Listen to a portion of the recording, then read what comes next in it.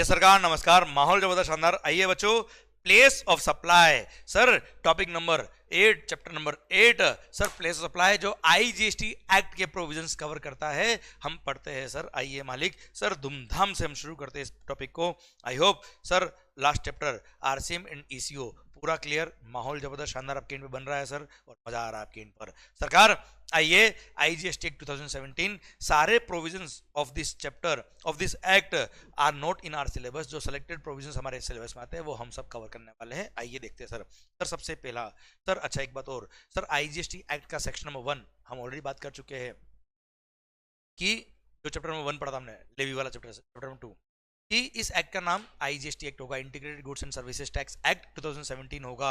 Second sir, ये act 1 जुलाई 17 से applicable होगा, ये पूरे हिंदुस्तान में एप्लीकेबल होगा एक्सेप्ट जम्मू एंड कश्मीर, पर जम्मू एंड कश्मीर में भी 8 जुलाई 2017 से ये एप्लीकेबल हो गया। महबूबा मान गई। Clear sir? अभी पूरे इंडिया में ये अप्लाई होता है 1 जुलाई से, पूरे इंडिया में अप्लाई होता है आईजीएसटी एक्ट। ओके, आईजीएसटी क्या होता है ये मैं आपको ऑलरेडी बात बहुत अच्छे से समझा चुका हूं। अच्छा, सेक्शन नंबर 5 लेवी वाला सेक्शन मैं ऑलरेडी बात कर चुका हूं कि जो सेक्शन नंबर 9 था सीजीएसटी एक्ट का, वही सेक्शन नंबर 5 है आईजीएसटी एक्ट का बेटा।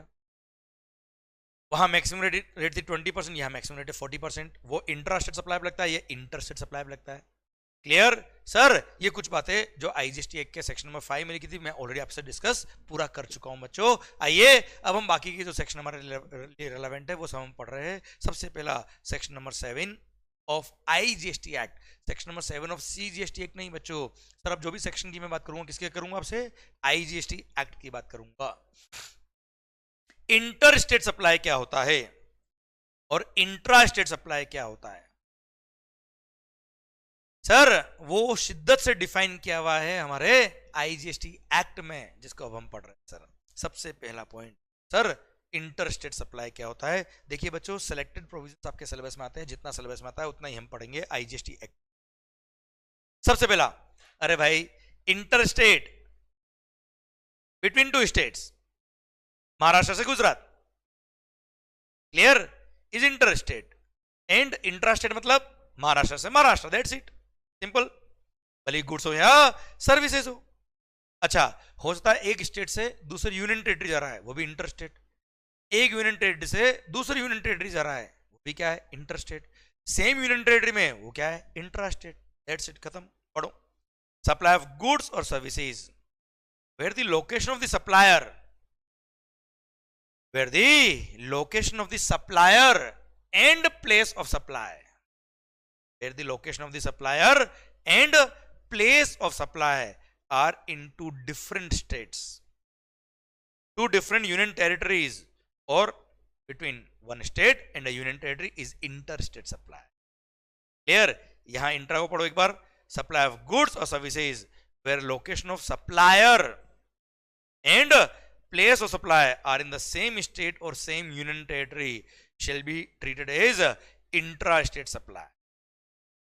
क्लियर? एक और पॉइंट है यहाँ पे, सप्लाई ऑफ गुड्स और सर्विस और both in the taxable territory not being an intra state supply and not covered elsewhere in this section. Sir ऐसा कोई सप्लाई जो टैक्सेबल टेरिटरी में हुआ है और वो इंट्रा स्टेट सप्लाई की डेफिनेशन में नहीं आता है, और वो इंटर स्टेट सप्लाई की डेफिनेशन में भी नहीं आता है, वो भी क्या कहलाएगा? इंटर स्टेट सप्लाई कहलाएगा। क्लियर? एक रेसिडुअल प्रोविजन डाल रखा है अगर टैक्सेबल टेरिटरी के अंदर सप्लाई हुआ है तो। क्लियर? तो मोर और लेस जो आपके सिलेबस में आता है उसकी अगर मैं कंक्लूजन की बात करूं कि इंट्रास्टेट और इंटरस्टेट क्या होता है, सेम स्टेट या सेम यूनियन टेरिटरी में सप्लायर का लोकेशन और प्लेस ऑफ सप्लाई दोनों है, वो इंट्रास्टेट। सप्लायर का लोकेशन और प्लेस ऑफ सप्लाई दो अलग अलग स्टेट है, दो अलग अलग यूनियन टेरिटरी है, या एक स्टेट और एक यूनियन टेरिटरी, तो वो क्या है? वो क्या है? इंटर स्टेट सप्लाई है बच्चों। क्लियर? आइए section number 9, supplies in the territorial waters. जैसा आपको पता है इंडिया की डेफिनेशन के बारे में हमने बात करी है, India means land mass plus 200 nautical miles तक हिंदुस्तान फैला हुआ है। अब सर वो समंदर 200 नॉटिकल माइल में मेन कमर्शियल एक्टिविटी इंडिया की कौन सी है? सर ऑयल रिग्स, आपको पता है ना बच्चों। एक एग्जांपल दे रहा हूं, oil rigs is the main commercial activity in that 200 nautical miles. तो ऐसे केस में मान लो कोई गुड्स आपने ऑयल रिग पे सप्लाई करी, या आपने कोई इंजीनियरिंग सर्विसेज वहां दी, या ऑयल रिग से कुछ गुड्स यहाँ पे मुंबई में आया, तो ऐसे केस में वो इंट्रा होगा कि इंटर होगा? क्या मानेंगे कि वो ऑयल रिग कौन से स्टेट में है उसके लिए? सर यहाँ सेक्शन नंबर 9 दिया, सेक्शन नंबर 9 क्या बोलता है? सर जहां पर supplier is in the territorial waters, तो sir location of such supplier क्या माना जाएगा? जहां पे नियरेस्ट बेस लाइन आती है, जो स्टेट नियरेस्ट है वहां से। Clear sir? shall be deemed to be in the coastal state or union territory where the nearest point of appropriate baseline is located। या फिर सप्लायर तो सर मुंबई में था मान लो, और उसने सप्लाई किया कहां पे? टेरिटोरियल वाटर में, कोई ऑयल रिग को बेटा मान लो, तो सर प्लेस ऑफ सप्लाई क्या माना जाएगा? वो नियरेस्ट स्टेट या यूनियन टेरिटरी जो nearest point of appropriate baseline होता है, that is the place of supply. आया ना मालिक? सर कुल मिला के सर जो नियरेस्ट बेसलाइन होती है वो कौन से स्टेट में आ रही है, नियरेस्ट पॉइंट कहां पर है, वो स्टेट में वो प्लेस लोकेटेड है जो उस territorial water, that's it. Clear? कोई खास बात नहीं बच्चों। आइए बच्चों, सर अब हम पढ़ते हैं क्या प्लेस ऑफ सप्लाई क्या होता है। सेक्शन नंबर 10 गुड्स के बारे में बताता है। सेक्शन नंबर वैसे देखा तो 10 और 11 दोनों गुड्स के लिए है, 12 और 13 दोनों सर्विसेज के लिए है, पर as far as intermediate is concern हमारे लिए केवल डोमेस्टिक ट्रांजेक्शन ही सिलेबस में आते हैं, इसलिए सेक्शन नंबर 10 और सेक्शन नंबर 12 हमारे सिलेबस में आएंगे, हम उतना ही पढ़ेंगे। सेक्शन नंबर 10 गुड्स के लिए, सेक्शन नंबर 12 जो है वो सर्विसेज के लिए, डोमेस्टिक ट्रांजेक्शंस के लिए। इंटरनेशनल ट्रांजेक्शन हम फाइनल लेवल पे पढ़ेंगे। आओ बच्चों, place of supply of goods in case of domestic transactions. First sir जहां पर where the supply involves movement of the goods, where the supply involves movement of the goods, the place of supply shall be the location of the goods at the time at which movement terminates for delivery to the recipient। मतलब sir for example ये pencil में आपको बेचता हूं तो sir movement of the goods involve है, मेरे यहां से गुड्स आपके यहां जा रही है, भले ही वो F4 बेसिस पे हो या एक्स वैक्स बेसिस पे हो, एक्स फैक्ट्री बेस पे हो, कोई फर्क नहीं पड़ता। मूवमेंट भले ही मैंने करवाया हो या आप मेरे यहाँ पे आके अपने यहाँ लगे हो, कोई फर्क नहीं पड़ता है। अल्टीमेटली गुड्स का मूवमेंट हुआ है, तो अल्टीमेटली गुड्स का डेस्टिनी क्या था? सर अल्टीमेटली मूवमेंट कहां टर्मिनेट हुआ है, that is the place of supply, क्योंकि ultimately GST is the destination based consumption tax. शायद मेरी बात क्लिक हो गई सर आपको। सर डे 1 पे जो मैंने कॉन्सेप्ट सिखाया था सर, वो इस तरह से काम आते हैं यहाँ पे, और यहाँ टाइम ही नहीं लगता है यार, बहुत इजी वे में घुसते बेटा प्रोविजन। सरकार आइए सर सेक्शन नंबर 10 सब सेक्शन 1 क्लोज नंबर ए वापस बोलता है बेटा मैं, जहां पर transaction involves movement of the goods, वहां place of supply shall be the place where the movement of the goods terminates for delivery to the recipient, that location is the place of supply. ये section number 10 सब section number 1 clause number A खत्म होता है। अब हाँ B को 2 minute बाद पढ़ते हैं, पहले क्लोज नंबर सी देखिए आप। Sir where the supply does not involve movement of the goods, जैसे कोई मशीन कहीं पे इंस्टॉल्ड है,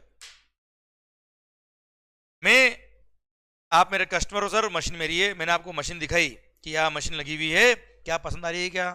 हाँ पसंद आ रही है, मैंने आपको बेच दी मशीन, क्या मूवमेंट इन्वॉल्व हुआ है? नहीं, मशीन वही का वही है। अब आप उस मशीन से वही से काम चालू कर दोगे बेटा अपना, मूवमेंट इन्वॉल्व नहीं हुआ। तो सर उस टाइम पे वो गुड्स कहां लोकेटेड था? क्लियर? जब मैंने आपको गुड्स एक तरह से इफेक्टिव डिलीवरी मैंने गुड्स की आपको दे दी बेटा, कहां दी? जहां वो गुड्स लोकेटेड थी बेटा। तो sir location of the goods at the time of delivery to the recipient is the place of supply.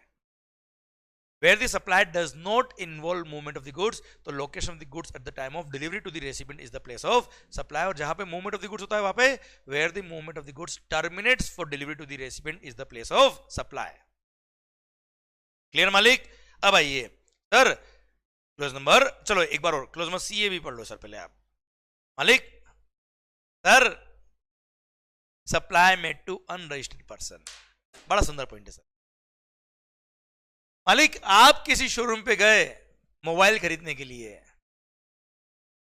हाँ जी, तो शोरूम वाला मान लो मैं हूं, मोबाइल खरीदने गए, आप अनरजिस्टर्ड हो, आपने मोबाइल परचेज किया, अपने घर ले गए, आप मुझे बताइए sir GST place of supply क्या होना चाहिए? सप्लायर का लोकेशन तो उसकी दुकान है ही है बेटा, आया ना भाई? तो सर कस्टमर देखो अल्टीमेटली जीएसटी का थीम क्या है?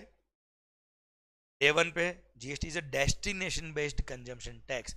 वो सर्विसेज, वो गुड्स कहां कंज्यूम हो रही है, उस स्टेट को रेवेन्यू मिलना चाहिए यार। याद करो डे वन मैंने बताया था, गुड्स बनी थी महाराष्ट्र में, बन के कहां गई, गुजरात, गुजरात से बन के कहां निकली sir, Rajasthan. Ultimately goods consume का हुआ था राजस्थान में, तो अल्टीमेटली रेवेन्यू किसको मिला, राजस्थान को। क्लियर, वही थीम ध्यान रखिए, अल्टीमेटली गुड्स या सर्विस कंज्यूम कहां हो रही है। Clear, that should be the place of supply. इसीलिए अगर कस्टमर अनरजिस्टर्ड है, देखो कस्टमर अगर रजिस्टर्ड होता तो वो क्या करता, बिल पे अपना नाम लिखवाता, अपना एड्रेस लिखवाता, अपना जीएसटी नंबर लिखवाता, उससे पता पड़ जाता कि वो कौन से स्टेट से है, क्योंकि उसकी जीएसटी नंबर में फर्स्ट 2 डिजिट जो होती है वो स्टेट का कोड होता है बेटा, उससे पता पड़ता है कि वो उस स्टेट ले जा रहा है, that is the place of supply. पर अगर कस्टमर अनरजिस्टर्ड है, क्लियर, तो प्लेस ऑफ सप्लाई क्या होगा। मान लो आप गुजरात से आए, मुंबई मोबाइल खरीद के आप ले गए बेटा, तो अल्टीमेटली मुंबई से मोबाइल खरीद के ले क्या गए, गुजरात ना, तो ultimately Gujarat should be the place of supply ना यार। इसीलिए सर ये क्लोज मत सी ये बाद में डाला और बोला क्या, अगर रेसिपिएंट जो कस्टमर है उसने अपना एड्रेस ऑन रिकॉर्ड लिखवाया है, मतलब बिल पे अगर सर वो कस्टमर का कौन से स्टेट से आया वो भी अगर लिख दिया, that state will be the place of supply.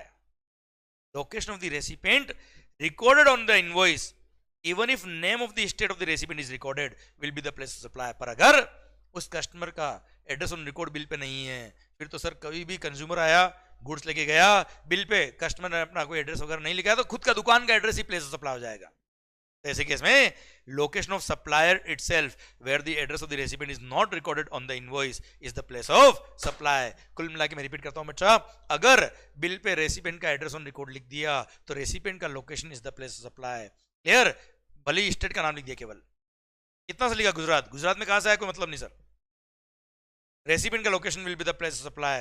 पर अगर रेसिपिएंट का एड्रेस ऑन रिकॉर्ड नहीं है तो सप्लायर का location will be the place of supply. Clear, done. फिर क्लोज नंबर डी, मालिक where the goods are assembled और इंस्टॉल्ड एट अ साइट। अरे मैंने मशीन बेची है आपको, आपने बोला मेरे को मशीन यहां इंस्टॉल करके चाहिए, मैंने इंस्टॉल करके दी, तब जाकर आपने मुझे पैसे दिए, तो मैंने मशीन कहां इंस्टॉल करी, that is the place of supply. Place of installation और assembly will be the place of supply. कोई खास बात नहीं। एक बात और बीच में, be bill to ship to. मालिक bill to ship to model के केस में क्या होता है, मान लो सर भावेश भाई मेरे कस्टमर है, ओके मालिक, मैंने गुड्स भावेश को बेची, भावेश ने गुड्स आगे चिराग को बेच दी, ठीक है मालिक। तो जब मैं भावेश को बेचूंगा तो मेरे लिए भावेश का location will be the place of supply. Bhavesh जब बेचेगा चिराग को तो भावेश के लिए चिराग का location is the place of supply, ठीक है मालिक। पर भावेश ने मुझे क्या बोला, मंगल तो गुड्स बेच तो भावेश को, डिलीवर डायरेक्ट क्या करते हैं, चिराग को। तो सर ऐसे कैसे में बिल तो लिखूंगा भावेश को पर शिपिंग करूंगा किसको, चिराग को। Bill to ship to. अब भले ही गुड्स डिलीवर कहा हो रहा है वो अलग बात है, पर मेरा बिलिंग किसको हो रहा है, भावेश भाई को। तो भावेश भाई का प्रिंसिपल प्लेस ऑफ बिजनेस जो होगा that is the place of supply, principal place of business of buyer. मेरे लिए कौन था बायर, बस उसका location the place of supply. हाँ, भावेश भाई ने जो गुड्स बेचा होगा चिराग भाई को, भावेश जब बिल लिखेगा चिराग को, उसके लिए चिराग का location will be the place of supply, क्योंकि वहां गुड्स मूवमेंट होकर टर्मिनेट हो रही बेटा। मेरे लिए मेरे जो कस्टमर है उनका location is the place of supply. Clear, done. ये रहा बेटा एक एग्जांपल के थ्रू मैंने समझाया। सप्लायर ऑफ गुड्स यशवंत वाइम, इसने बिलिंग किया किसको, मिस्टर सी, मतलब भावेश भाई हमारे एग्जांपल में। क्लियर, और भावेश ने बोला क्या, मंगल तू गुड्स भेज देना, कहा डायरेक्ट चिराग भाई को। तो मंगल ने क्या किया, गुड्स डायरेक्ट भेजी कहां, चिराग को। पर मैंने बिल किसको लिखा बेटा, भावेश को। तो मेरे लिए जो ये सप्लाई नंबर 1 है, मैंने जो बेचा है माल, मेरे लिए place of supply will B Bhavesh का लोकेशन इस पर सेक्शन नंबर 10(1)(b। और भावेश भाई ने जो गुड्स बेची है किसको, चिराग को। भले डायरेक्ट डिलीवर किया यशवंत ने, पर बेचा तो माल किसने, भावेश ने बेचा ना चिराग को यार। ये सप्लाई नंबर 2 हो गया। उसके लिए प्लेस सप्लाई क्या होगा सर, चिराग भाई का लोकेशन, क्योंकि इसके लिए movement of the goods terminate क्या हुआ है, चिराग क्या हुआ है, भले डायरेक्ट यहां से आया पर टर्मिनेट तो यह हुआ ना बेटा। तो सर सप्लाई नंबर 2 के लिए सर चिराग भाई का location is the place of supply. ये मैंने एग्जांपल दोनों यहां पे दे रखे। क्लियर है, ये बिल्ड टू शिफ्ट वाला मॉडल खत्म होता है। अब आइए एक लास्ट पॉइंट सेक्शन नंबर 10 सब सेक्शन 1 क्लोज नंबर ई।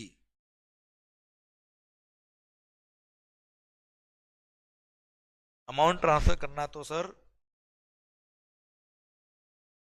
अरे वाह सर, भावेश भाई बोल रहे हैं सर ओ चिराग पेमेंट भेज भावेश को ताकि भावेश मेरे को पेमेंट करेगा। वेरी गुड बेटा, बहुत बढ़िया, शानदार, दिमाग लगा भाई इधर। मजे ले रहे हो सर। आइए, इट मीन समझ में आ रहा सबको, वेरी गुड, इन्वॉल्व हो रहे हो आप ट्रांजेक्शंस में, good sir. GST is a tax on transaction, transaction define करके पढ़ लिया ना, मजा आ जाएगा जीवन के अंदर सर आपको। आइए सेक्शन नंबर 10 सब section 1 clause number E, goods supplied on board a conveyance. जैसे फ्लाइट में आपने सर गुड्स बेचे, सर आपने ट्रेन के अंदर सर मोबाइल बेचा, ट्रेन के अंदर आपने मोबाइल का कवर बेचा, ट्रेन के अंदर आपने लेडीज पर्स बेचे बेटा आपने। तो sir goods supplied on board conveyance like vessel, aircraft, train और मोटर व्हीकल। जैसे कि इसमें कहां आपने बेचा है उसे मतलब नहीं है, किसको बेचा उसे भी मतलब नहीं है, उन गुड्स का बोर्डिंग कहां से कराया था, गुड्स को लेके कहां से चढ़े थे आप कहां से चढ़े हुए छोड़ो, गुड्स को कहां से चढ़ाया था। Place where such goods are taken on board, where such goods are taken on board, the conveyance is the place of supply। तो मालिक ऐसे केस में section number 10 subsection 1 clause number ई बोलता है क्या, the place where such goods are taken on board, the conveyance is the place of supply। so I repeat, in case of GST sir, whenever goods are sold on board, ध्यान देना बेटा, train में चाय मसाला चाय order करी तो that is the supply of service, restaurant service, not the goods. Clear sir, मैं goods की बात कर रहा हूं, आपने टॉयज बेचे, खिलौने बेचे बेटा, जैसे कि इसमें place of supply will be the place where the goods are taken on board, जहां से बोर्डिंग कराया। ओके मालिक, डन।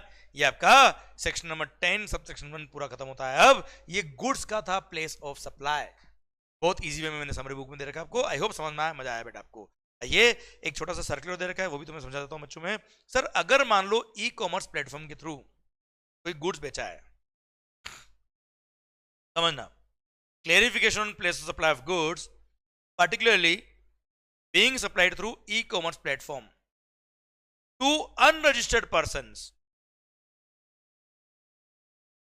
देख भाई, नॉर्मल दुकान पे अगर कोई आदमी आता है जो अनरजिस्टर्ड है और उसको माल बेचा है, उसका एड्रेस ऑन रिकॉर्ड अगर मैंने बिल पे लिखा है, भले नाम ऑफ द स्टेट लिख दिया तो भी location of the recipient is the place of supply, नहीं तो फिर एड्रेस ऑन रिकॉर्ड नहीं है, सप्लायर रेसिपिएंट का कस्टमर का कोई एड्रेस ही नहीं है साहब, स्टेट का नाम ही नहीं पता, तो सप्लायर का location he place of supply होता है।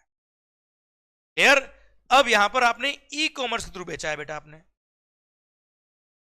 किसको बेचा है, अनरजिस्टर्ड को। देख रजिस्टर्ड को अगर बेचा होता तो रजिस्टर्ड पर्सन ने अपना सर जीएसटी नंबर दिया होता, जीएसटी नंबर से आइडेंटिफाई हो जाता है क्या, उसका स्टेट कौन सा है, फर्स्ट 2 डिजिट से ही वही प्लेस ऑफ सप्लाई होता है बेटा। क्लियर। अनरजिस्टर्ड पर्सन को बेचा है जहां पे billing address is different from the address of delivery of the goods. Clear. जैसे आपने भी कई बार करा होगा ना सर, आपने ऑनलाइन शॉपिंग करी अपनी गर्लफ्रेंड है ना भाई सर, या बॉयफ्रेंड के लिए, इस द केस में भी बिलिंग एड्रेस तो आपने आपका डाला होगा, डिलीवरी गर्लफ्रेंड क्या कराई होगी, है ना मालिक। तो सर अब वो ई कॉमर्स ऑपरेटर जो माल बेच रहा है या ई कॉमर्स प्लेटफॉर्म के थ्रू जो सप्लायर गुड्स बेच रहा है, वो प्लेस ऑफ सप्लाई क्या लिखेगा। क्लियर। तो यहां पर सिंस कस्टमर इज अनरजिस्टर्ड, तो ऐसे केस में क्या होगा, ऐसे केस में याद करो again, GST is a destination based consumption tax, ultimate consume कहां हो रहा है सर, जहां डेस्टिनी था गुड्स का, जहां आपने गुड्स भेजा है, जहां आपने गुड्स डिलीवर किया है, that is the place of supply. तो मान लो सर ई कॉमर्स प्लेटफॉर्म के थ्रू मैं कोई गुड सप्लाई कर रहा हूं, आप जो कस्टमर हो वो हो महाराष्ट्र के। क्लियर। आपने ईशू पे ऑर्डर प्लेस किया और डिलीवरी कराया कहां बेटा, आपकी गर्लफ्रेंड को जो कहां थी बेटा, गुजरात। क्लियर। सर भावेश भाई बोल रहे यस सर ना, गुड।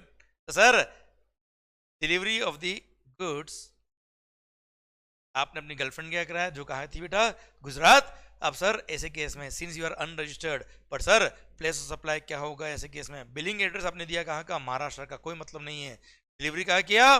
गुजरात, तो Gujarat will be the place of supply. और ऐसे केस में रेसिपिएंट का जो एड्रेस लिखा जाएगा वो डाला जाएगा delivery address Gujarat, and Gujarat will be the place of supply. Bharat माता की जय। ये हो गया आपका सर्कुलर खत्म। क्या मालिक? अब देख लेना सप्लायर का लोकेशन क्या है और फिर देखना प्लेस ऑफ सप्लाई क्या है, फिर समझ में आएगा कि इंट्रा है कि इंटर है। ये चलो भगवान आगे बढ़ते हैं हम। सर ये हमने पढ़ लिया पूरा क्या?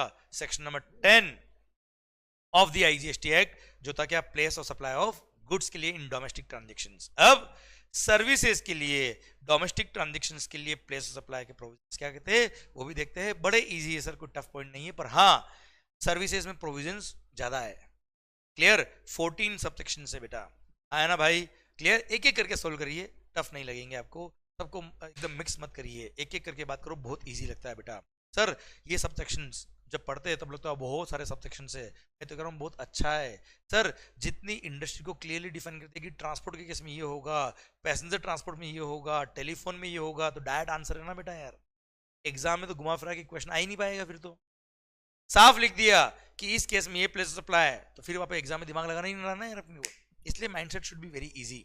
आइए बच्चों, sir section number 12 subsection number 1 ये बोलता है क्या कि अगर सप्लायर का लोकेशन एंड रेसिपिएंट का लोकेशन दोनों ही टैक्सेबल टेरिटरी का है, दोनों ही इंडिया का है, तो ऐसे केस में उन सर्विसेज के लिए प्लेस ऑफ सप्लाई का सेक्शन नंबर 12 के अकॉर्डिंग प्रोविजंस के अकॉर्डिंग प्लेस ऑफ सप्लाई निकाला जाएगा, and following subsection shall be followed. कुल मिला के सेक्शन 12 कब लगेगा? डोमेस्टिक ट्रांजेक्शन लगेगा। ये कहा लिखा? सबसेक्शन 1 में लिखा। क्लियर? अब सबसेक्शन 2 एक जनरल प्रोविजन है बेटा। सबसेक्शन 3 से लेके 14 में, आई रिपीट 3 से लेके 14 में स्पेसिफिक सर्विसेज कवर्ड है। 3 से लेकर 14 में स्पेसिफिक सर्विसेज कवर्ड है। अगर आपने कोई स्पेसिफिक सर्विस दी है जिसके लिए सबसेक्शन 3 से लेके 14 में आपकी सर्विस कवर होती है, तो प्लेस ऑफ सप्लाई के प्रोविजंस वहां देखिएगा। जैसे इम्यूल प्रॉपर्टी रिलेटेड सर्विसेज के लिए सबसेक्शन 3 दे रखा है, जैसे ट्रांसपोर्टेशन पैसेंजर के लिए दे रखा है प्रोविजन, जैसे ट्रेनिंग और कोचिंग सर्विस के लिए अलग से सेक्शन दे रखा है, रेस्टोरेंट सर्विस के लिए अलग से प्रोविजन दे रखा है। क्लियर? तो जिन स्पेसिफिक सर्विसेज के लिए स्पेसिफिक सबसेक्शन दे रखा है वहां पे तो वो रेस्पेक्टिव स्पेसिफिक सबसेक्शन लगाइएगा, पर जहां पर स्पेसिफिक प्रोविजन नहीं दे रखा वहां पर जनरल प्रोविजन लगेगा, और जनरल प्रोविजन दे रखा है सेक्शन नंबर 12 सबसेक्शन नंबर 2 में।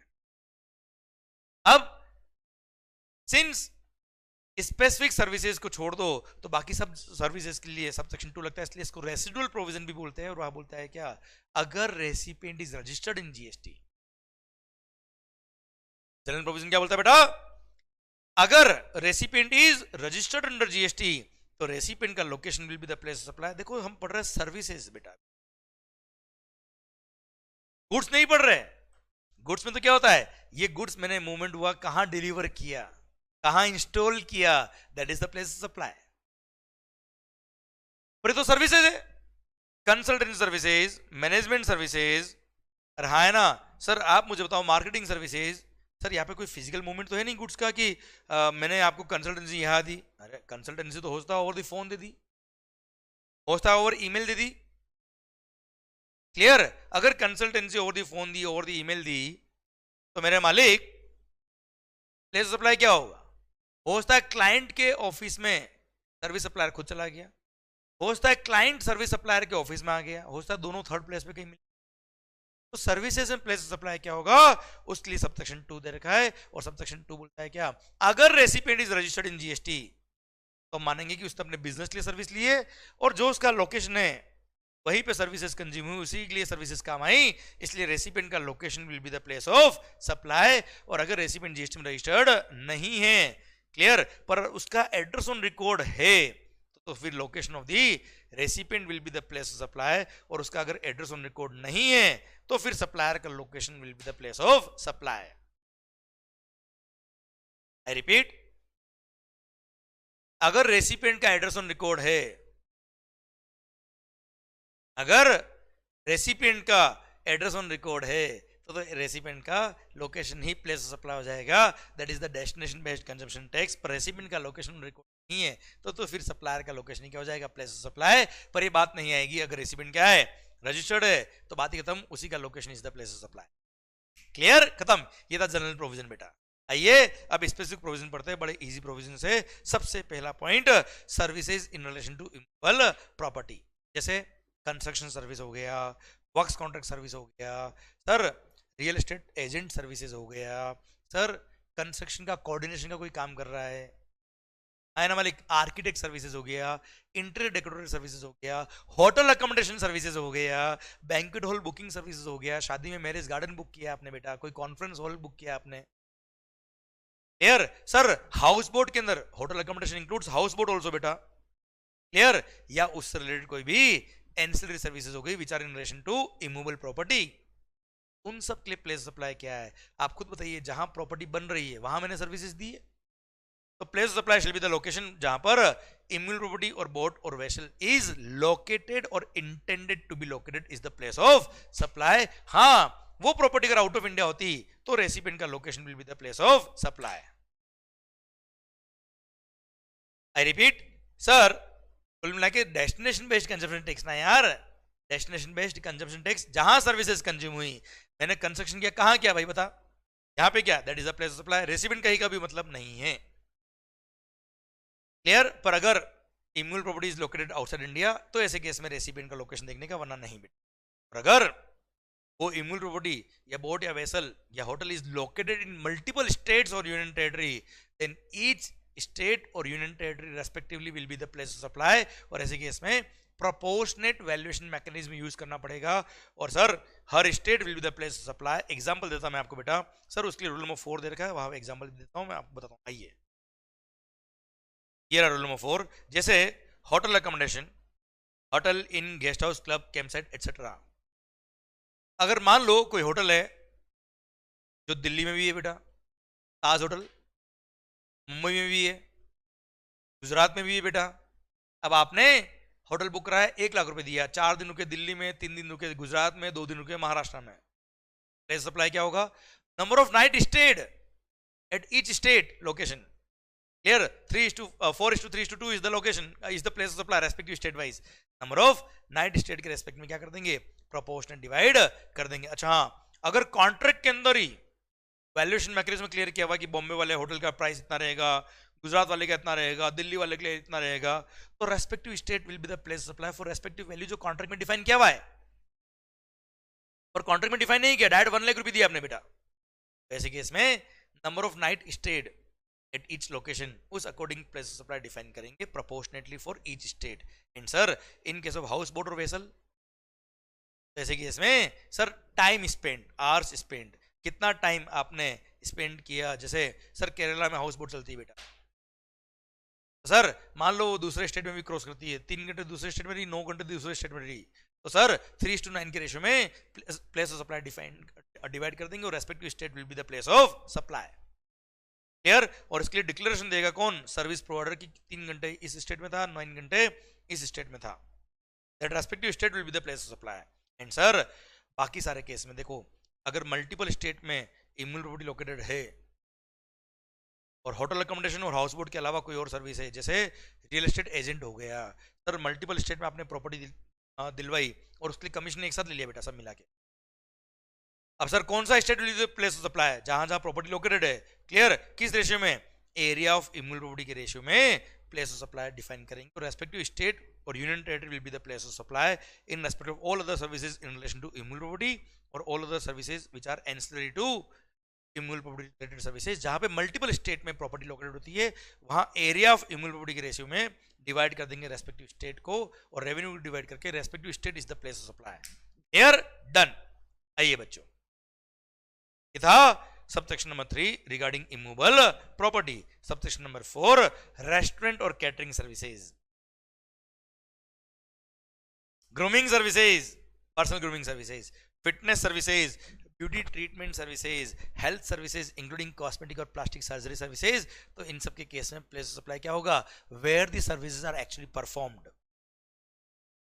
मतलब आप सैलून गए तो उसने सर्विसेज कहां परफॉर्म करी? सलोन में तो परफॉर्म करी भाई, that is the place of supply. आप किसी रेस्टोरेंट में गए तो रेस्टोरेंट ने सर्विसेज कहां परफॉर्म करी? खुद की जगह परफॉर्म करी बेटा, that is the place of supply. Outdoor catering वाले ने कहां कैटरिंग करी? That is the place of supply. तो where the services are actually performed are the place of supply.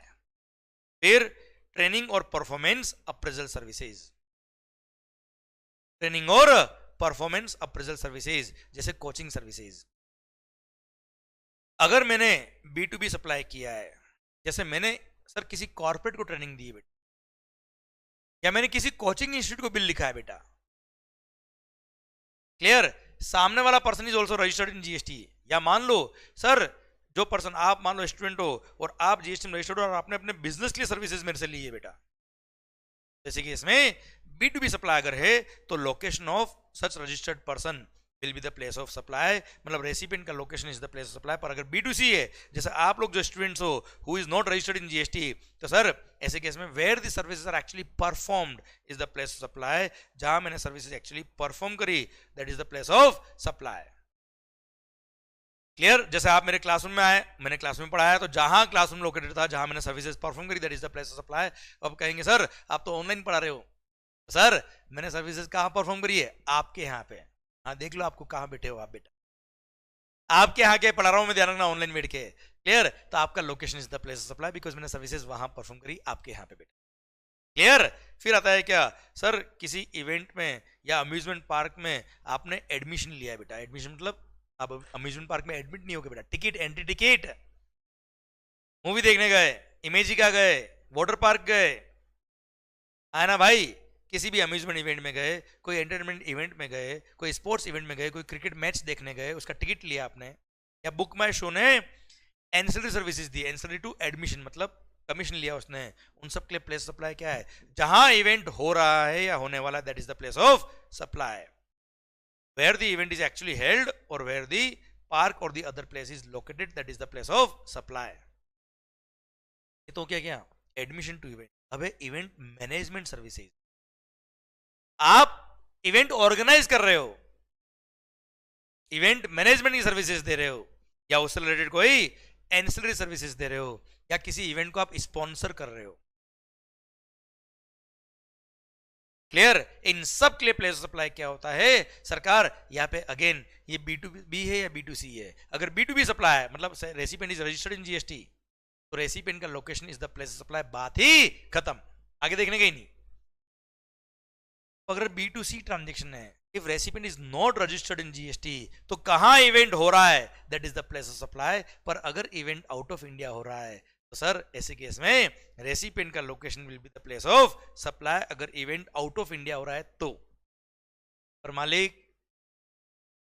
Sir अगर इवेंट इंडिया में हो रहा है तो जहां इवेंट हो रहा है that is the place of supply, पर event more than one state में हुआ तो, जैसे सर कोई इवेंट हुआ है, किसी की शादी थी बेटा, एक फंक्शन किया गुजरात में, एक फंक्शन किया गोवा में, एक फंक्शन किया राजस्थान में, इवेंट वाला एक ही आदमी था, उसने बिल लिखा 1 करोड़ रुपए का।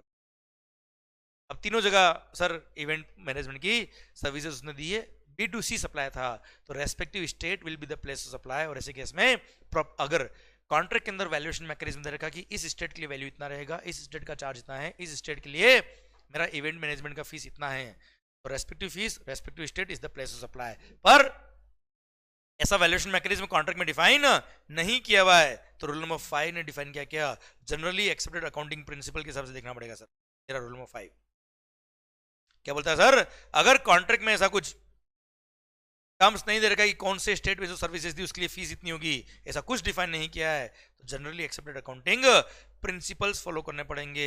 और sir as per generally accounting principle के हिसाब से आप रेस्पेक्टिव स्टेट वाइज जो इवेंट हुए हैं उसकी वैल्यूएशन मैकेनिज्म निकालेंगे, और रेस्पेक्टिव वैल्यू के लिए respective state will be the place of supply. Clear, this is how rule number 5 will apply in case अगर इवेंट मैनेजमेंट की सर्विसेज आपने दी है, ऑर्गेनाइजिंग द इवेंट या ancillary services relating to organizing the event, या फिर sponsorship services of such event, तो ऐसे केस में प्लेस ऑफ सप्लाई। B2B अगर है बात ही खत्म, आगे देखने के ही नहीं बेटा। देख भाई मल्टीपल स्टेट में हो, आउट ऑफ इंडिया हो, एक ही स्टेट में हो, I don't care, if the recipient is registered तो रेसिपिएंट का location is the place of supply. पर अगर रेसिपिएंट जीएसटी में रजिस्टर्ड नहीं है तो बात आएगी कि सर कहां पे किस स्टेट में वो इवेंट हुआ था, that is the place of supply. Event अगर आउट ऑफ इंडिया हुआ तो रेसिपिएंट का लोकेशन, इवेंट मल्टीपल स्टेट हुआ तो respective state is the place of supply for respective value. Contract में अगर ऐसा वैल्यूएशन मैकेनिज्म नहीं दे रखा तो sir generally accepted accounting principle के हिसाब से respective state will be the place of supply for respective value. पर अगर सर रेसिपिएंट रजिस्टर्ड है तो इतनी बातें करने का ही नहीं, डायरेक्ट रेसिपिएंट का location is the place of supply. Clear, done. ये था सब rule number 7।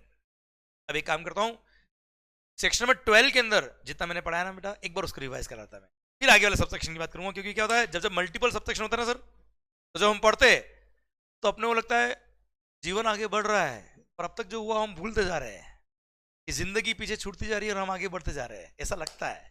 Clear, human being है हम सब लोग। तो ऐसे केस में जब भी आपको ऐसा फील आए तो एक बार रिवाइज करो सर। चलिए मैं बोलता हूं बेटा आपके लिए, सेक्शन नंबर 12 सब सेक्शन 1 क्या बोलता है बेटा, जहां पे सप्लायर और रेसिपिएंट दोनों ही टैक्सेबल टेरिटरी के हैं। मेरी तरफ ध्यान, बुक में नहीं बेटा। क्लियर, तो पूरा आपको सर मन से एक बार रिवाइज हो जाएगा बेटा। जहां पे सप्लायर और रेसिपिएंट दोनों ही कहां के बेटा, टैक्सेबल टेरिटरी के हैं, तो ही सेक्शन नंबर 12 लगेगा, वरना सेक्शन नंबर 13 लग जाएगा बेटा। तो हम तो डोमेस्टिक ट्रांजेक्शन पढ़ रहे हैं, दोनों टैक्सेबल टेरिटरी के लिए पढ़ रहे हैं बेटा। सब सेक्शन नंबर 2 से बात शुरू करते हैं बेटा। सब सेक्शन 2 बोलता है क्या, अगर आपकी सर्विसेज सब सेक्शन नंबर 3 से लेके 14 में कवर होती है तो वो रेस्पेक्टिव सब सेक्शन देखिए, उससे प्लेस ऑफ सप्लाई निकालिए। पर अगर आपकी सर्विसेज वहां कवर नहीं होती है तो जिसका कोई नहीं, उसका sub section number 2 residual provision बोलता है क्या मालिक सर, ये बोलता है क्या, अगर रेसिपिएंट जीएसटी में रजिस्टर्ड है तो पिक्चर ही खत्म। रेसिपिएंट का location will be the place of supply. पर अगर रेसिपिएंट जीएसटी में रजिस्टर्ड नहीं है तो उसका एड्रेस ऑन रिकॉर्ड अगर है, बिल पे एड्रेस लिखा हुआ है, कॉन्ट्रैक्ट में एड्रेस लिखा हुआ है रेसिपिएंट का, तो उसका location is the place of supply. पर उसका एड्रेस ऑन रिकॉर्ड नहीं है तो फिर सप्लायर का खुद का लोकेशन क्या हो जाएगा बच्चे, प्लेस ऑफ सप्लाई। ये हो गया जनरल प्रोविजन। सब सेक्शन 3 बोलता है services in relation to immovable property and ancillary services relating to immovable property including hotel accommodation, house boat services. Clear, इन सब के केस में प्लेस ऑफ सप्लाई क्या होगा, जहां वो इमूवेबल प्रॉपर्टी लोकेटेड है या intended to be located, that is the place of supply. और अगर वो immovable property out of India located है तो रेसिपिएंट का लोकेशन। अगर वो प्रॉपर्टी मल्टीपल स्टेट में है तो सर होटल अकोमोडेशन में number of night stayed, house boat के केस में time spent, and sir other services relating to immovable property जो मल्टीपल स्टेट में, वहां पे एरिया ऑफ इमूवेबल प्रॉपर्टी के रेशियो में डिवाइड कर देंगे वैल्यू को, respective state will be the place of supply. Clear, done. फिर सब सेक्शन नंबर 4 बोलता है क्या, restaurant services, outdoor catering services, beauty treatment, health services, cosmetic और plastic surgery services, then personal grooming services. ये सब personal nature की services जो है इनके लिए प्लेस ऑफ सप्लाई क्या होगा, जहां सर्विसेज एक्चुअली परफॉर्म करी, that is the place of supply. Sub section number 5 training और परफॉर्मेंस अप्रेजल सर्विसेज। अगर B2B सप्लाई है तो रेसिपिएंट का location will be the place of supply. B2C अगर है तो कहां मैंने कोचिंग पढ़ाया है, वेयर दी सर्विसेज, जहां मैंने ट्रेनिंग दी है, where the services are actually performed is the place of supply. ये सब सेक्शन नंबर 5 कहता है बेटा। फिर सब सेक्शन नंबर 6 बोलता है क्या, अगर किसी इवेंट में आपने एडमिशन लिया है, टिकट लिया है बेटा मालिक, या उससे रिलेटेड कोई एंसिलरी सर्विसेज दी है, जैसे bookmyshow.com ने सर्विसेज दी, उसने फीस चार्ज किया, कमीशन चार्ज किया, कन्वीनियंस फीस चार्ज किया और एडमिशन टू इवेंट, या कोई अम्यूजमेंट पार्क या फैसिलिटी, तो ऐसे कैसे प्लेस ऑफ सप्लाई क्या है, कहां वो इवेंट हो रहा है, that is the place of supply. अब नेक्स्ट सब सेक्शन 7 बोलता है क्या, ऑर्गेनाइजिंग द इवेंट और services ancillary to organizing the event, या फिर सरकार स्पॉन्सरशिप ऑफ द इवेंट के केस में सर प्लेस ऑफ सप्लाई क्या होगा, अगर B2B सप्लाई है तो ऐसे केस में रेसिपिएंट का location he place of supply, बात ही खत्म, आगे देखने का ही नहीं। पर B2C अगर है तो कहां इवेंट हो रहा है, that is the place of supply. Event अगर आउट ऑफ इंडिया हो रहा है तो रेसिपिएंट का लोकेशन, इवेंट मल्टीपल स्टेट में हो रहा है तो वैल्यूएशन मैकेनिज्म अगर कॉन्ट्रैक्ट में डिफाइन किया हुआ कि इस स्टेट के लिए ये प्लेस ऑफ सप्लाई का अमाउंट ये रहेगा, इस स्टेट के लिए वैल्यू ऑफ सप्लाई ये रहेगा, तो respective state, respective value, respective place of supply. पर अगर ऐसा कुछ कॉन्ट्रैक्ट में डिफाइन नहीं है तो ऐसे केस में generally accepted accounting principles follow करके respective state proportionately will be the value of supply. Clear. फिर आता है क्या सर, आइए बच्चों सब सेक्शन नंबर 8। अच्छा एक बात और, ancillary services relating to organizing the event, एक एग्जांपल, जैसे सर कोई फैशन शो हो रहा है, तो जो इवेंट मैनेजमेंट कंपनी है वो तो ऑर्गेनाइज कर रही है इवेंट को बेटा, फैशन शो को। अब वो इवेंट मैनेजमेंट कंपनी क्या कर रही है भाई, उस फैशन शो में कैटवॉक करना है, कैटवॉक कौन करेगा, उसके लिए सर मॉडल्स, मॉडल्स को हायर किया किसने, इवेंट मैनेजमेंट कंपनी ने। सर इवेंट मैनेजमेंट कंपनी ने क्या किया है बेटा, सर उन मॉडल्स को पैसे दिए होंगे, तो वो मॉडल जो चार्ज करी पैसे, वो किसको बिल लिख रही होगी बेटा, इवेंट मैनेजमेंट कंपनी को। तो दोज अगर सोचिए सर फैशन शो में मॉडल्स ही नहीं हो तो सर क्या शो होगा, क्या फैशन होगा, तो sir models are providing ancillary services to organizing the event, that is the place of supply. किसके हिसाब से निकलेगा, सबसेक्शन 7 के हिसाब से निकलेगा। क्लियर कि देख लेना मॉडल ने जो बिल लिखा है किसको लिखा है, रजिस्टर्ड पर्सन को लिखा है, B2B तो रेसिपिएंट का लोकेशन, नहीं तो जहां इवेंट हो रहा है। आइए बच्चों subsection number 8, transport of goods including mail और कुरियर सर्विसेज के केस में प्लेस ऑफ सप्लाई क्या होगा, अगर B2B सप्लाई है तो रेसिपिएंट का location shall be the place of supply, बात खत्म। और अगर B2C है तो sir place of supply shall be the place where the goods are handed over to the transporter for their transportation. The place of supply shall be the place where the goods are handed over to the transporter for their transportation shall be the place of supply। मतलब जहां से माल उठाया है कुल is the place of supply। Clear. पर sir अगर recipient registered है तो माल कहां से उठाया है, कहां डिलीवर किया, वी डोंट केयर, रेसिपिएंट का location shall be the place of supply. और B2C अगर है तो सर जहां से माल उठाया है, the place where the goods are handed over to the transporter for their transportation is the place of supply. Clear. अच्छा पहले आउटसाइड इंडिया अगर ट्रांसपोर्ट किया तो उसके लिए प्रोविजन अलग था, उसके लिए प्रोविजन डिलीट कर दिया है बेटा, उसको रिलेवेंट उसको देखने की जरूरत नहीं, मैंने भी कट कर रखा बेटा। कट इसलिए कर रखा है कि आपको ध्यान रहे कि सर किसी के पास पुराना मटेरियल अगर हो, पुराने प्रोविजन के हिसाब से कोई आंसर पुराना दे रखे हो तो आपको ध्यान रहे कि अमेंडमेंट हो चुका है बेटा, ये कट चुका है बेटा, इसको देखने की जरूरत भी नहीं है। आइए पैसेंजर ट्रांसपोर्टेशन के केस में प्लेस ऑफ सप्लाई क्या होगा, जैसे गुड्स ट्रांसपोर्ट बता ना बेटा, सेम प्रोविजन। B2B सप्लाई करे तो रेसिपिएंट का location is the place of supply, और B2C ये तो जहां से पैसेंजर को उठाया है मतलब the place where the passenger embark on the conveyance for a continuous journey is the place of supply. Clear. और ध्यान देना बच्चों अगर रिटर्न जर्नी है तो उसको सेपरेट जर्नी माना जाएगा, जैसे मुंबई टू गोवा जा रहे हो और गोवा से मुंबई वापस रिटर्न हो रहे हो, टिकट एक ही है।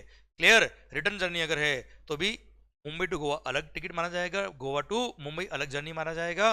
मुंबई टू गोवा के लिए Mumbai is the place of supply, Goa to Mumbai के लिए Goa will be the place of supply. अगर कस्टमर अनरजिस्टर्ड है तो, कस्टमर रजिस्टर्ड है बात ही खत्म, उसका location is the place of supply, कहां से उठाया वी डोंट केयर। क्लियर। पर हाँ अगर कस्टमर रजिस्टर्ड नहीं है तो जहां से वो एम्बार्क करेगा on the conveyance for a country journey is the place of supply, पर at the time of booking the passage ये पता नहीं कि वो प्लेस ऑफ एम्बार्केशन क्या होगा। जैसे आपने एडवांस में टिकट बुक करा ली है या कोई वाउचर आपको मिला कि सर एक फ्लाइट का टिकट फ्री आपके लिए, सर 6 महीने में कहीं भी आप ट्रेवल कर लेना, तो सर ऐसे केस में eight the time of booking the passage ये नहीं पता कि आप कहां से एम्बार्क करने वाले हो, तो ऐसे केस में सबसेक्शन नंबर 2 लगाया जाएगा जो रेसिडुअल प्रोविजन है। क्लियर। अब आइए subsection number 10 services on board the conveyance. Sir पहले मैंने ट्रेन में टोहे बेचे थे, खिलौने बेचे थे, अब मैं ट्रेन में चाय बेच रहा हूं, फ्लाइट में सर चाय बेच रहा हूं, फ्लाइट में कोई सर्विसेज आपने ली,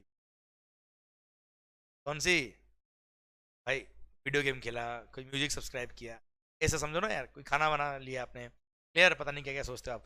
तो sir services on board a conveyance के केस में प्लेस ऑफ सप्लाई क्या होगा, first scheduled departure of the convince is the place of supply. आप कुछ सोचिए फ्लाइट में हमने चाय मंगाई, क्या एयर होस्टेस उस टाइम चाय देते हुए देखेगी अरे हम अभी हम कहां पहुंचे, तो नहीं देखेगी ना यार कहां पहुंचे अभी हम। क्लियर। तो जहां से first scheduled point of departure of the conveyance था that is the place of supply.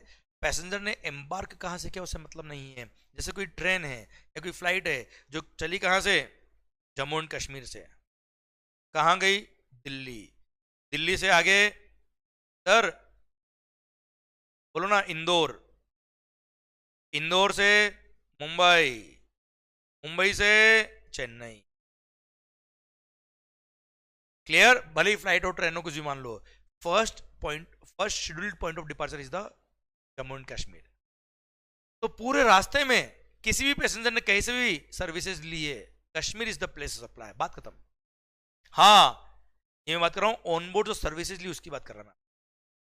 Passenger ticket की बात करूं तो जहां जहां से पैसेंजर ने एम्बार्क किया होगा, respective place will be the place of supply. अगर वो अनरजिस्टर्ड है तो बेटा, वही वो रजिस्टर्ड होता तो उसका location will be the place of supply. ये पैसेंजर टिकट की बात कर रहा हूं मैं आपसे। और उसी पैसेंजर ने अंदर कुछ सर्विसेज ली होती तो first scheduled point of departure of the convince is the place of supply. बात खत्म। उसने कहां से एम्बार्क किया देखने का ही नहीं, वो रजिस्टर्ड है नहीं है देखने का ही नहीं बेटा।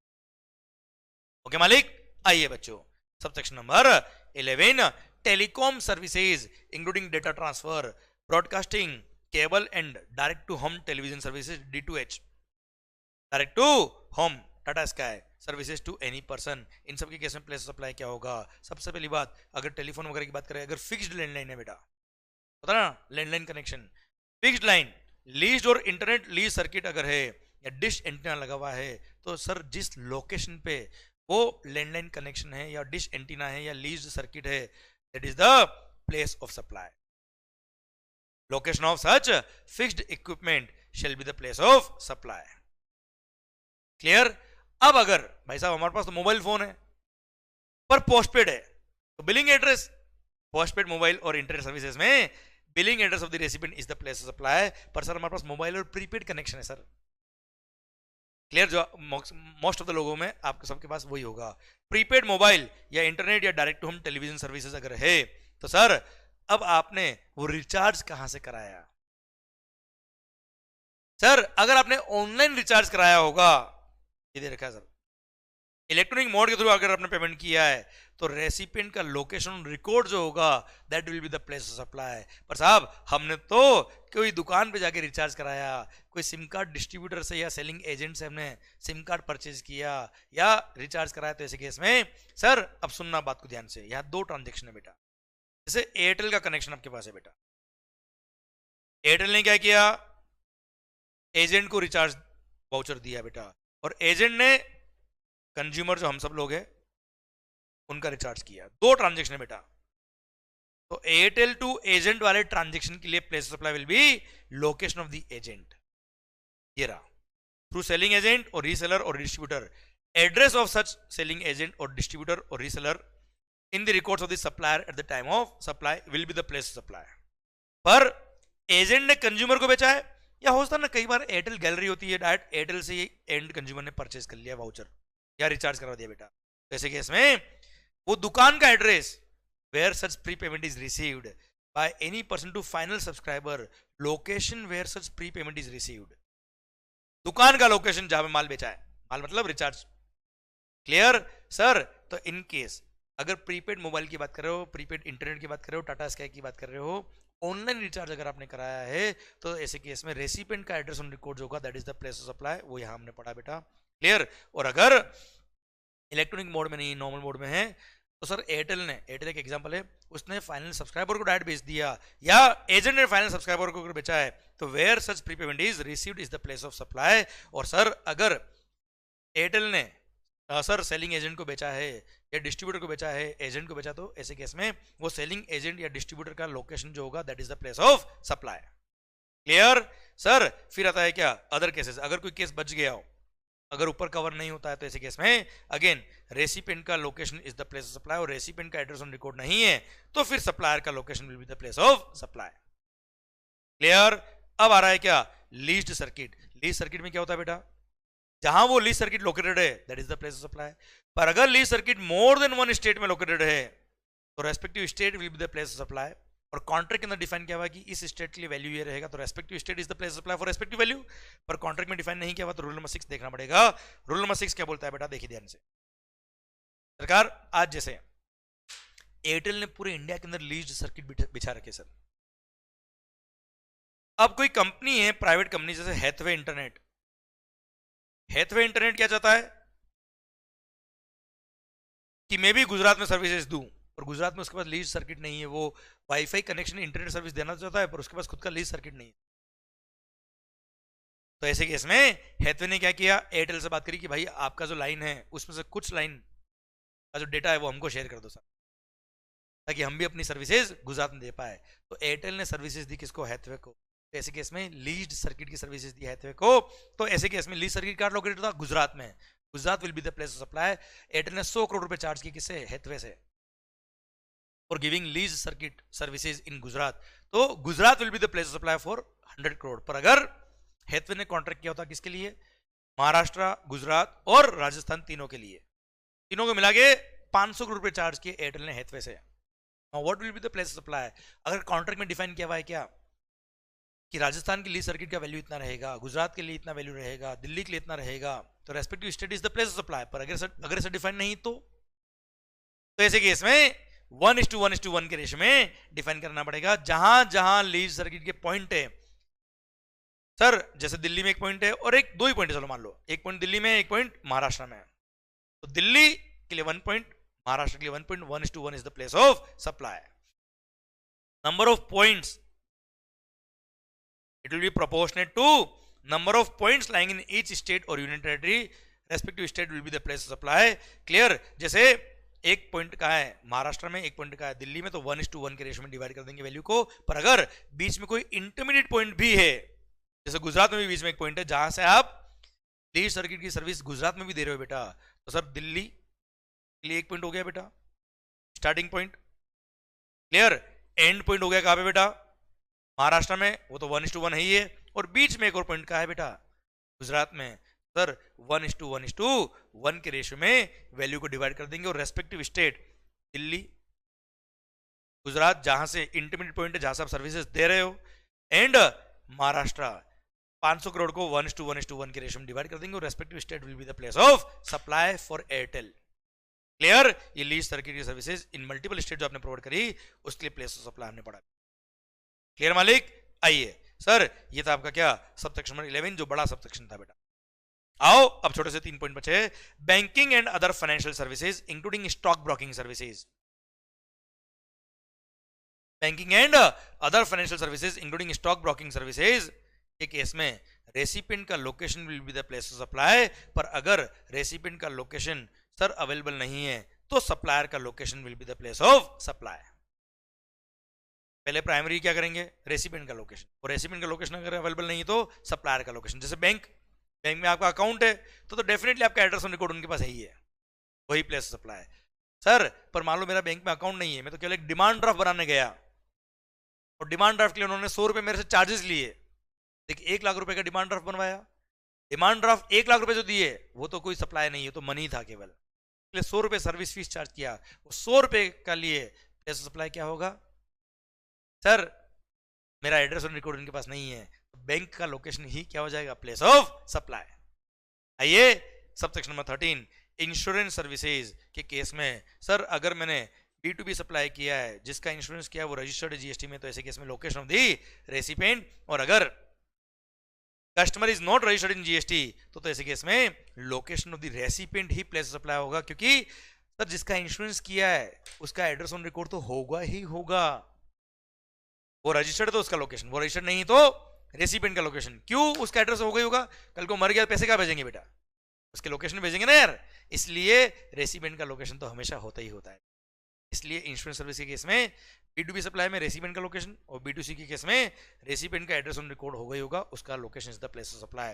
And last subsection number 14 advertisement services आपने दिए किसको, central government, state government, union territory, sir कोई statutory body, local authority which is meant for states और यूनियन टेरिटरी, मतलब एडवर्टाइजमेंट सर्विसेज दी आपने गवर्नमेंट को, तो वो एडवर्टाइजमेंट कहां कहां डिसेमिनेट हो रहा है, कौन से स्टेट में वो एडवर्टाइजमेंट डिस्प्ले हो रहा है, that state is the place of supply. और अगर वो एडवर्टाइजमेंट मल्टीपल स्टेट्स में अगर डिस्प्ले हो रहा है तो रेस्पेक्टिव स्टेट के लिए जो वैल्यूएशन मैकेनिज्म फिक्स किया कॉन्ट्रैक्ट में, that respective value will be the place of supply for each state, और अगर वो डिफाइन नहीं तो इस पर वैल्यूएशन मैकेनिज्म आपको देखना पड़ेगा, इस पर रूल जो हमको पढ़ने की जरूरत नहीं है बेटा।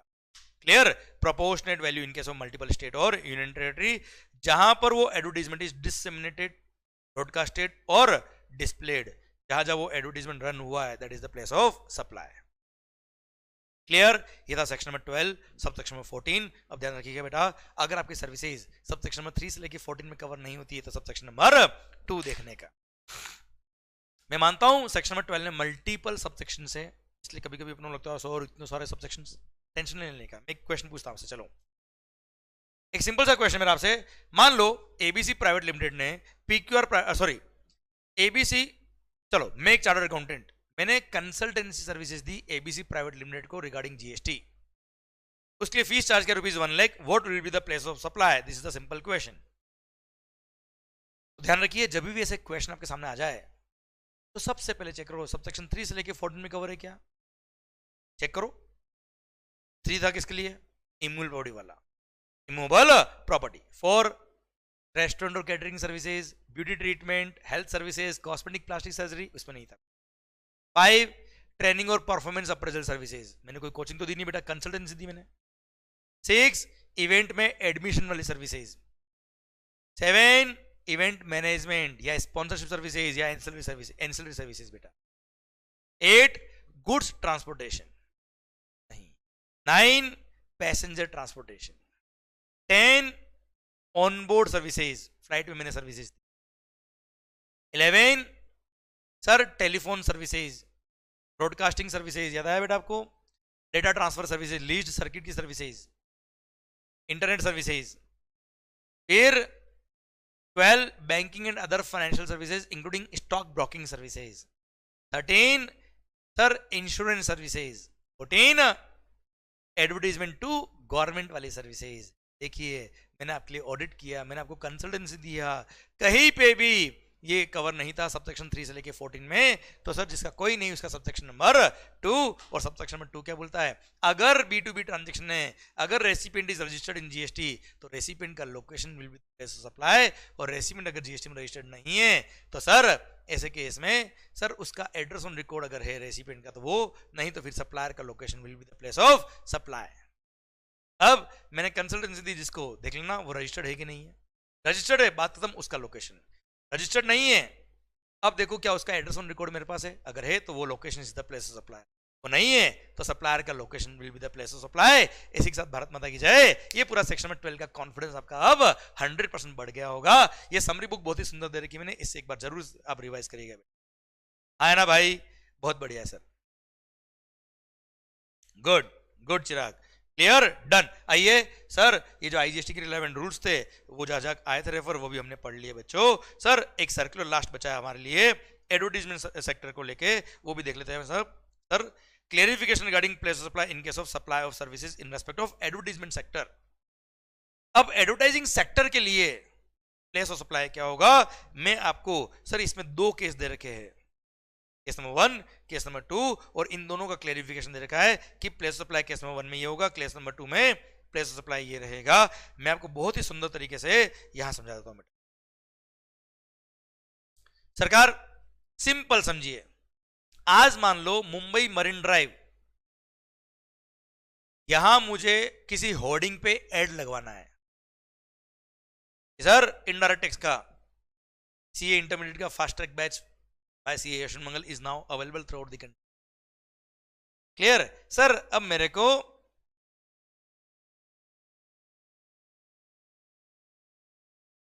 गुड गुड भावेश भाई, ओके। अब सर मेरे को एडवर्टीजमेंट का सर वहां पे एड लगवाना है साहब। अब सर यशवंत मंगल एक कोचिंग क्लासेस है, उसको नहीं पता कि वहां पे एड कैसे लगेगा। अब यशवंत मंगल ने क्या किया, अच्छा यशवंत मंगल की जगह पे मैं एग्जांपल लेता हूं रिलायंस इंडस्ट्री लिमिटेड का। चलो आप प्लीज ट्रांजेक्शन समझिएगा, ये सर्कुलर अपना आप समझ में आएगा। इतना जो लिखा ना सर, ये सब ट्रांजेक्शन को डिफाइन किया हुआ बेटा, ओके। अब यह समझना, अपने आप समझ में आएगा, फिर एक रीड करोगे अपना आप काम हो जाएगा बेटा। और भी अच्छा जियो लेते, जियो बहुत चल रहा है सर। आज जियो को एडवर्टीजमेंट करना है सर, होर्डिंग्स पे एड लगवाना है साहब, आप समझने की कोशिश करना। इसने क्या किया, होर्डिंग वाले को डायरेक्ट नहीं जानता था, इसका एक एडवर्टाइजिंग कंपनी है बेटा, जिससे ये बार बार एडवर्टाइजमेंट करवाता है।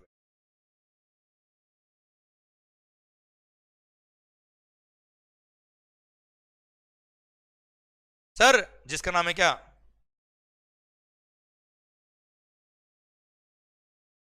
वाईएम कॉन्सेप्ट्स एडवर्टाइजर्स। क्लियर? इसका एडवर्टाइजमेंट का काम है, आपको कहां ऐड करवाना है आप हमें बताइए।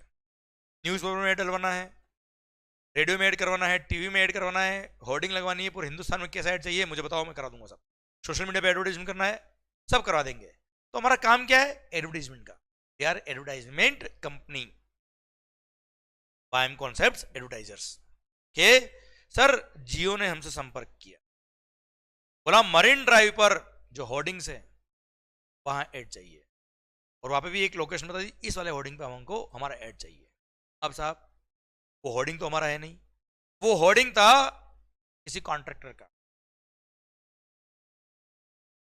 अच्छा एक चीज और, आपने भी रोड साइड पे हाईवेज पे कई बार बाजार में देखे होंगे ना होर्डिंग होते बेटा, तो ये भी गवर्नमेंट अलॉट करता है। ऐसा नहीं आपने अपना बोर्ड टांग दिया और आपका हो गया होर्डिंग, ऐसा नहीं होता साहब, राइट्स मिलते गवर्नमेंट से। तो सर जिसको होर्डिंग का राइट मिला हुआ है ये होर्डिंग वाला, हो सकता है कोई होटल हो, वो होटल का ग्राउंड जो है जस्ट मरीन ड्राइव के बाहर था, और मरीन ड्राइव से वो पूरा उसका ग्राउंड दिखता है, वहां पे उसने एक होर्डिंग लगा दिया सर अपने एरिया के अंदर। जिसको ऐड लगाना हो हमसे बात करे, वो हो गया होर्डिंग वाला सर। अब जियो ने यशवंत मंगल से बात करी कि हमारा ऐड कराना है साहब, यशवंत वाईएम कॉन्सेप्ट एडवर्टाइजर ने क्या किया, होर्डिंग वाले से बात करी बेटा। ओके, अब सर जियो ने जब बोला कि मेरा ऐड वहां दिखना चाहिए, एडवर्टाइजमेंट कंपनी ने क्या किया, वो ऐड बनवाया होगा, ऐड डिजाइन किया होगा, देखा होगा कौन सा कलर अच्छा लगेगा, क्या ऐड में कौन सा फोटो लगाया अच्छा लगेगा जिससे लोग अट्रैक्ट हो, और फिर होर्डिंग वाले से बात करी होगी बेटा। क्लियर। अब सर होर्डिंग वाले ने चार्ज किया होगा वाईएम एडवर्टाइजर से 1 CR, और एडवर्टाइजमेंट कंपनी ने चार्ज किया सपोज 1.5 CR बेटा, इसे जियो से। क्लियर, दो ट्रांजेक्शन आपको शायद पूरे क्लियर हो गए। अच्छा अगर मान लो जियो डायरेक्ट कॉन्टेक्ट करता किससे, होर्डिंग वाला से, तो डायरेक्ट होर्डिंग वाला 1 करोड़ से चार्ज कर लेता बेटा। आया ना भाई, क्लियर। अभी हम बात कर रहे हैं क्या कि साहब जियो ने कांटेक्ट किया एडवर्टाइजमेंट कंपनी से, एडवर्टाइजमेंट कंपनी ने होर्डिंग वाले से कांटेक्ट किया। अब यहाँ पे दो ट्रांजेक्शन है, अब यहाँ पे बात कर रहा हूं क्या, ट्रांजेक्शन नंबर 1, ये ट्रांजेक्शन 1 हो गया, ये ट्रांजेक्शन नंबर 2 हो गया। सर वही केस नंबर 1 और केस नंबर 2 लिखा ना बेटा, वो यही तो है, और क्या है, केस नंबर 1 केस नंबर 2 और क्या है। अब पहला बात करता हूं मैं किससे, केस नंबर 2 की बात करता हूं मैं पहले बेटा आपसे। 2 वाला क्या कर रहा है, इसके पास एक होर्डिंग है which is attached to earth, fix किया हुआ साहब, मूव नहीं हो रहा है वो। तो this is a service in relation to immovable property.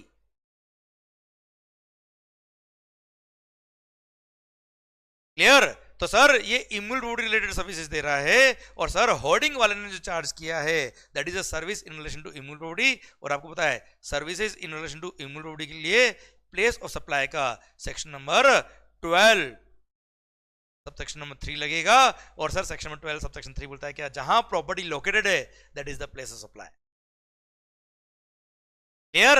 Sir ये तो हो गया क्या, होर्डिंग वाले ने जो बिल लिखा 1 CR का वाईएम कॉन्सेप्ट्स एडवर्टाइजर्स को, उसके लिए। नाउ एडवर्टाइजमेंट कंपनी ने क्या किया बेटा, एड बनवाया, डिजाइन करवाया, कौन से होर्डिंग में लगना चाहिए, कहां लगना चाहिए, क्या लोकेशन होना चाहिए, वो सब फिक्स करवाया। तो advertisement company is not just providing services in relation to immovable property, वो पूरा एडवर्टाइजमेंट कर रहे हैं बेटा।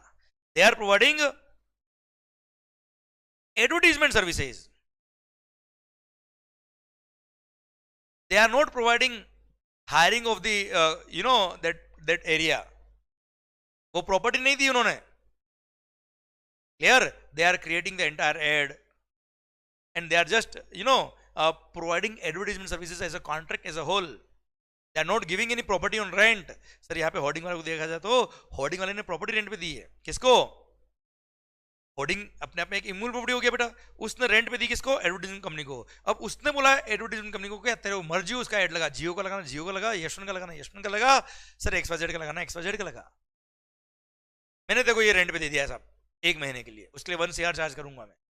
That is a service in relation to immovable property, जहां पे सेक्शन नंबर 12 सबसेक्शन 3 लगेगा, और services in relation to immovable property का प्रोविजन वहां लगेगा।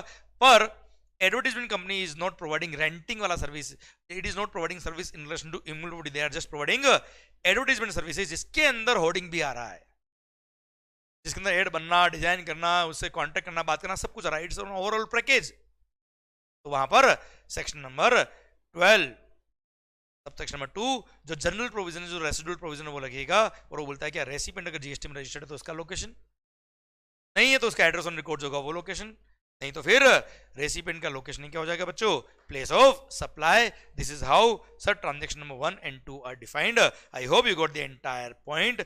ये सेक्शन नंबर 12 2, ये सेक्शन नंबर 12 सबसेक्शन 3 आया ना, क्लियर। आप अगर चाहे तो यहां पे ऐसे कर दो सर, इसको ऐसे डिफाइन कर दीजिए। ये तो हो गया हमारा केस नंबर 1, ये हमारा केस नंबर 2। अगर आपको लैंग्वेज से भी लिंक करना तो हो जाए। क्लियर है मालिक, डन। ओके सर, ये मैंने बहुत सुंदरता से आपको समझा दिया। इसी के साथ भारत माता की जय। और बहुत ही सुंदर सा एक मैसेज मैंने आपके लिए लिखा है बच्चों। सर ये टॉपिक, ये चैप्टर, छोटा सा टॉपिक जो आपके कोर्स में था खत्म होता है अब। सर क्या लिखा है, जिसे हारने का डर नहीं, जीत उससे नहीं। बच्चों कभी हारने के बारे में सोच, जो होगा देखा जाएगा, लगा दो अपनी पूरी ताकत, जब तक तोड़ेंगे नहीं तब तक छोड़ेंगे नहीं। सर डरने का नहीं जीवन के अंदर। सर आप क्या कर सकते हो, अपना बेस्ट कर सकते हो, जो बेस्ट आपके लिए पॉसिबल है वो आप करिए, बाकी भगवान पे छोड़ दीजिए। सर डरने का नहीं, लाइफ के अंदर खुल के जियो, मस्त होके पढ़ाई करो, खुश होके पढ़ाई करो, पूरा कॉन्फिडेंस के साथ करो, तो सर लाइफ डेफिनेटली ब्लेसिंग देगा and definitely life will be better for you. All the best guys, मस्त होके पढ़े, खुश होके पढ़े, मस्त होके पढ़े। एंड सर ये चैप्टर को रिवाइज करिए, क्योंकि अगला टॉपिक हमारा होगा क्या, exhibitions under GST. I hope you are getting the entire concept, I hope you are getting the entire topic, और सर इनको अच्छे से आप रिवाइज कर रहे हो। Thank you so much, bye bye, take care, love you lot, take care. पर sir आपके इन पे रिवाइज होना is, thank you, bye bye.